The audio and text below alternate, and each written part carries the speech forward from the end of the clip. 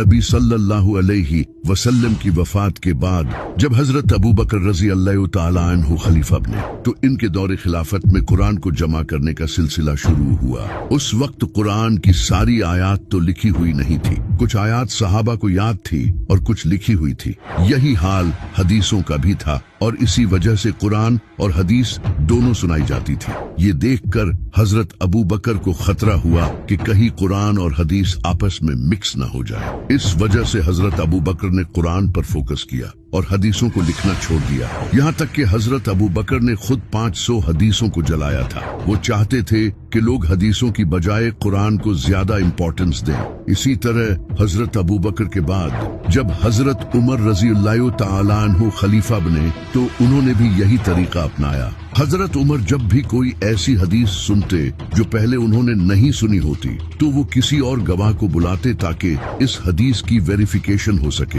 हजरत उमर भी यही चाहते थे कि लोग हदीस की बजाय कुरान पर फोकस करें, इसलिए वो लोगों को हदीस बयान करने से रोकते थे। लेकिन हजरत अब्दुल्लाह बिन अमर बिन आस और हजरत अनस बिन मालिक रजी अल्लाह तआला अन्हु जैसे सहाबा के पास नबी सल्लल्लाहु अलैहि वसल्लम की कई हदीसों का रिकॉर्ड मौजूद था जो उन्होंने पर्सनल रखा था।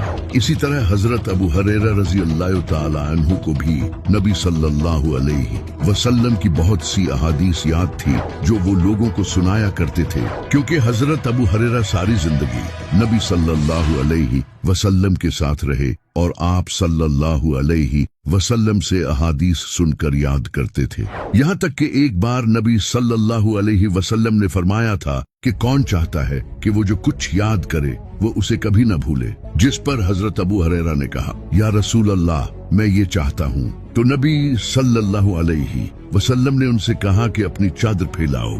फिर आपने अपनी मुट्ठी से उसमें कुछ रखा और हजरत अबू हुरैरा ने उसे लपेट लिया। इसके बाद उन्हें कभी कोई हदीस नहीं भूली। उस वक्त मस्जिद और पब्लिक प्लेसेस पर सहाबा नए मुसलमानों को हदीसें बयान करते थे और उनके बाद ताबीन उन हदीसों को दूसरे लोगों तक पहुंचाने लगे। फिर जब हजरत उमर के दौर में इस्लाम एक सुपर पावर बन गया और सीरिया, इराक, इजिप्ट और पर्सिया तक मुसलमानों की हुकूमत फैल गई तो सहाबा वहां जाकर मुसलमानों को ये हदीसें सुनाने लगे। हजरत उस्मान ने भी अपने दौरे खिलाफत में हदीसों को छोड़कर कुरान पर ही फोकस किया।